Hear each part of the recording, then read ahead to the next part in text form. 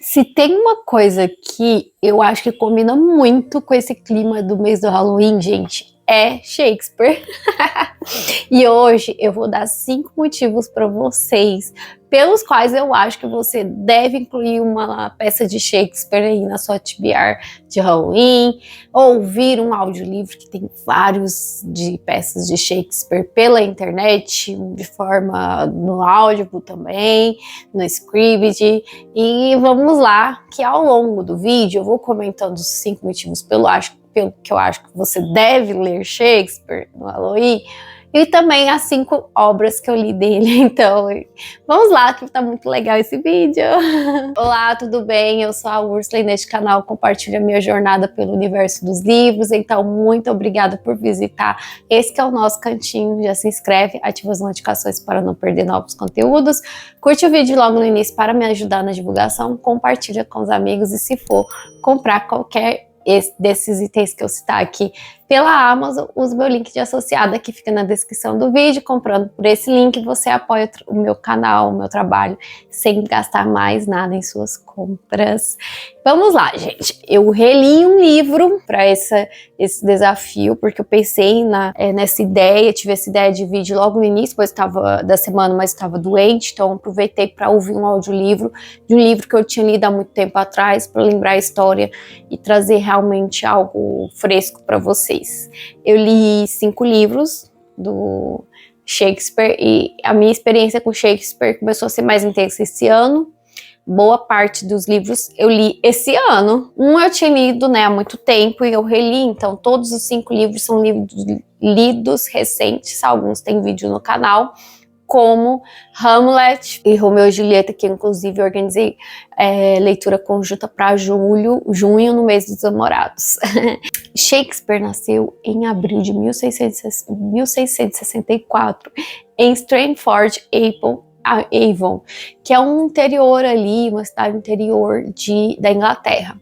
E, gente, desde o seu nascimento até a sua fase adulta, tem muito pouco sobre o Shakespeare. Ele parece uma figura muito misteriosa. Só o autor já é misterioso em si, mas tinha poucos relatos. Tem alguns registros de seu casamento, de onde ele estudou, de filhos que ele teve, mas afora isso, há também muito mistério em suas obras. O que se tem concreto é que ele não tinha as ideias originais para suas obras, as peças de teatro que ele escrevia.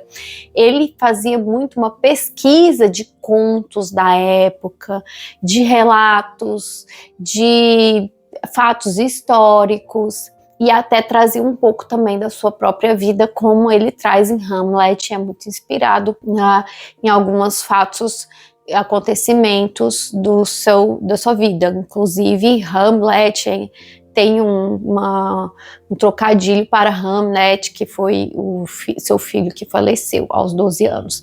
Ao longo da história, Shakespeare, ele sempre buscava muito conhecimento, buscava muito ler, mesmo que ele não tenha cursado uma faculdade. E isso é usado por preconceituosos para questionar a veracidade de suas obras. Porém, já tem muitos registros de que realmente Shakespeare escreveu as peças que ele escreveu, e que ele aproveitava histórias, mas fazia algo original, escrevia algo original para suas peças.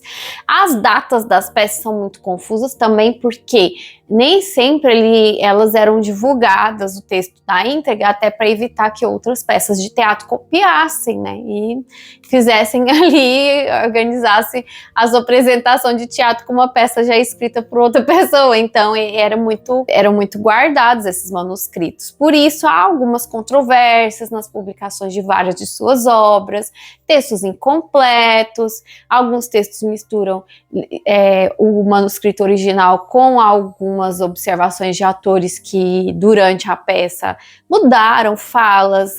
Eram textos em constante mudança, itinerantes, que passavam por transformações à medida em que eram encenados, tá bom?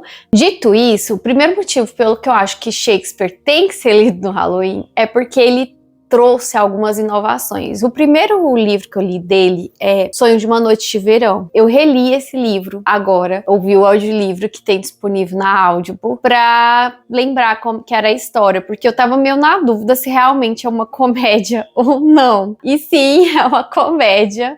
Essa breve introdução, gente, para dizer para vocês que o primeiro motivo que eu daria para você ler Shakespeare é a questão das figuras míticas que aparecem nas suas obras, né, nas suas peças de teatro. Fantasmas, é muito comum, bruxas e fadas também. Inclusive, a figura da fada, até uma certa peça que é Sonho de uma Noite de Verão, tinha uma imagem muito mais sombria e feia, uma aparência muito mais assustadora do que ele descreve as fadinhas que aparecem na Floresta Encantada de Sonho de uma Noite de Verão, que são delicadinhas, pequenas.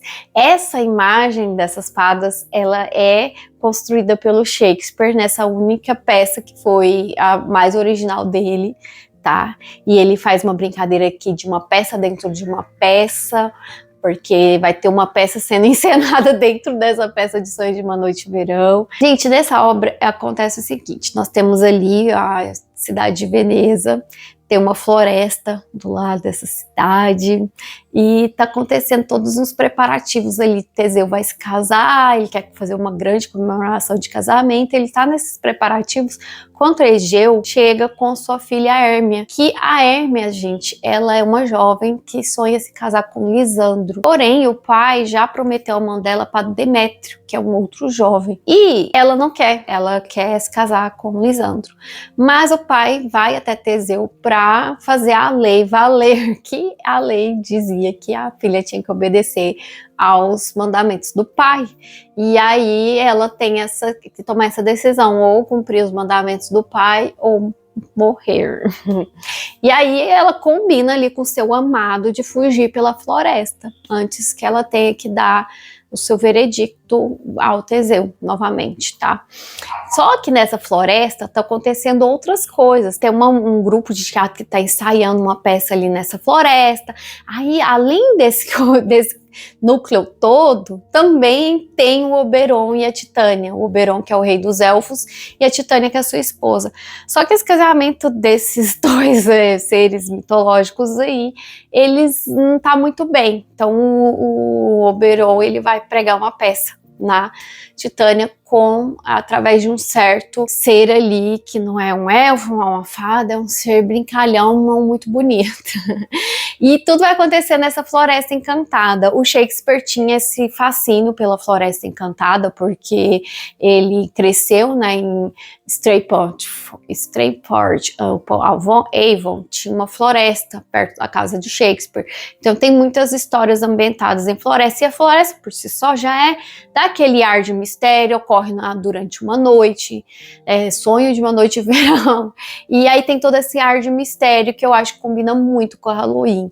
E essa questão das fadas, da forma como Shakespeare descreve as fadas aqui, que vão atuar ali na Floresta Encantada, é bem interessante. Também tem uma questão das bruxas, aparecem muito em Macbeth. São as 3 bruxas que vão fazer uma profecia aqui para Macbeth, que é esse homem, esse general muito ambicioso e que quer o trono, e elas vão prever que ele vai ser o novo rei. Só que, ao mandar cartas para sua esposa, ao conversar com a sua esposa, a Lady Macbeth decide que é melhor ele antecipar essa provisão aí para que ela não mude, né? Então, eles vão arquitetar todo um plano para matar o rei Duncan. Só que essa morte, ele vai se tornar rei, mas essa morte vai causar muito fortúnios para a Lady, para ele, vai haver também um remorso ali envolvido.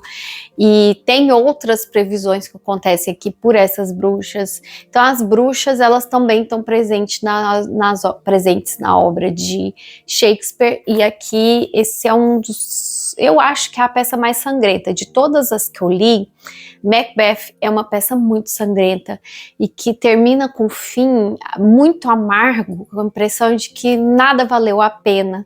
Essa mesma impressão eu tenho em Hamlet e em Otelo, que foi outra que eu li essa semana. A impressão que a gente tem é que as pessoas deixam perder a humanidade delas para o que elas têm, ambicionam, e no final foi tudo em vão.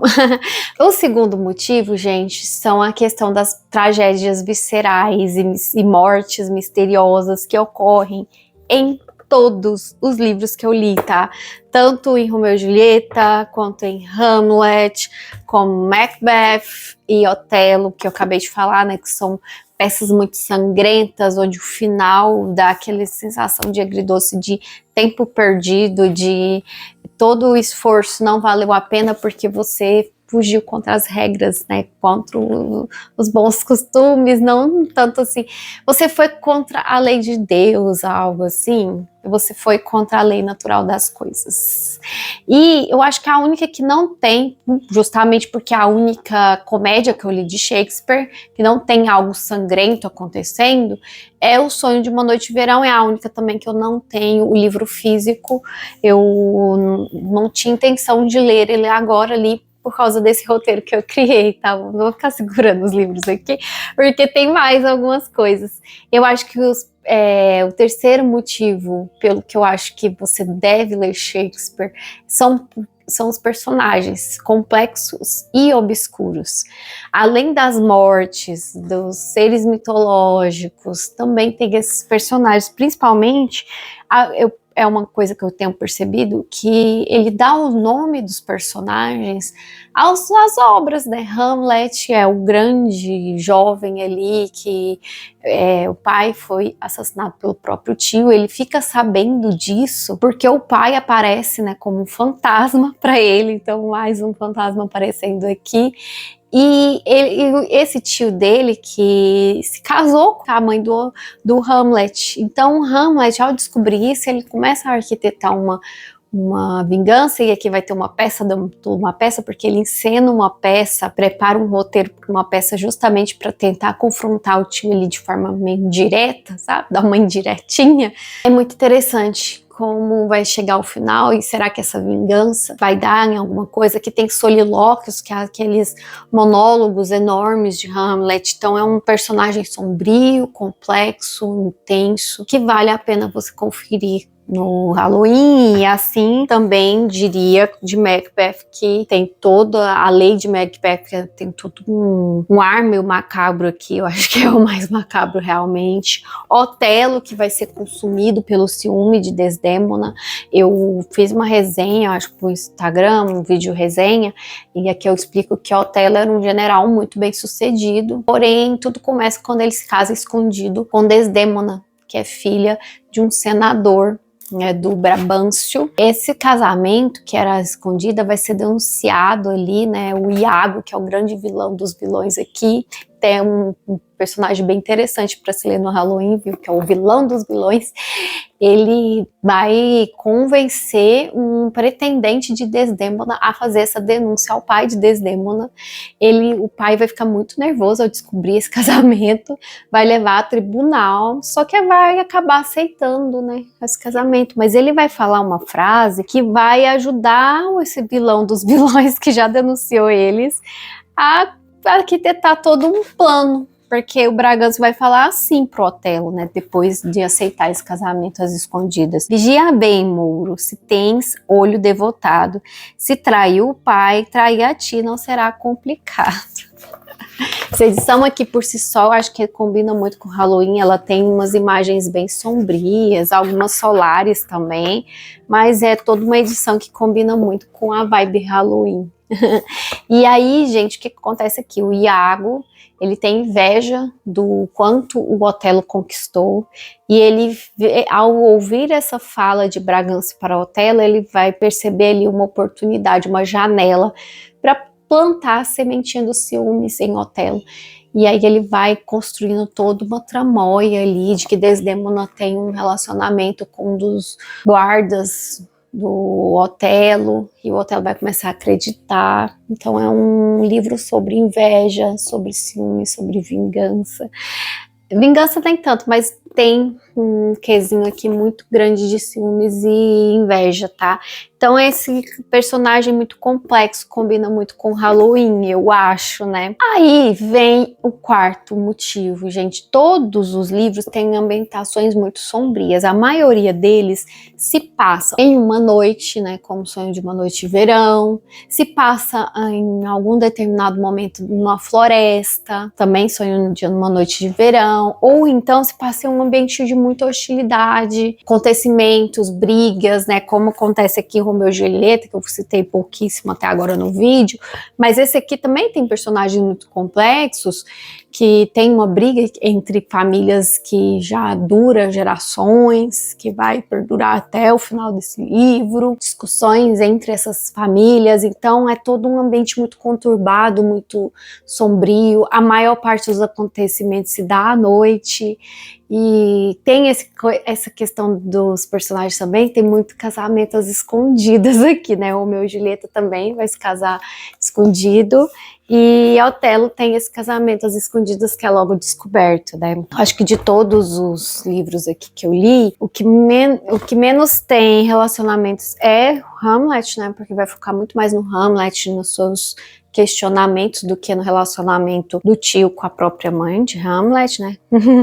E com a própria cunhada, né? E aqui em Macbeth tem um amor muito intenso entre a Lady Macbeth e o Macbeth. Só que esse amor acaba se perdendo devido à ganância, tá? Mas é um amor que eu acho que é um dos mais intensos e mais verdadeiros, e sem muitos percalços em relação ao relacionamento em si.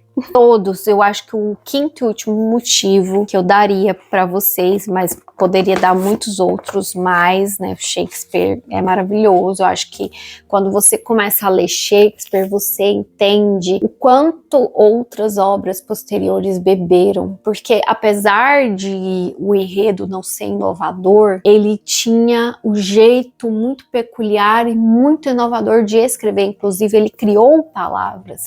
Ele construiu frases icônicas como ser ou não ser, eis a questão.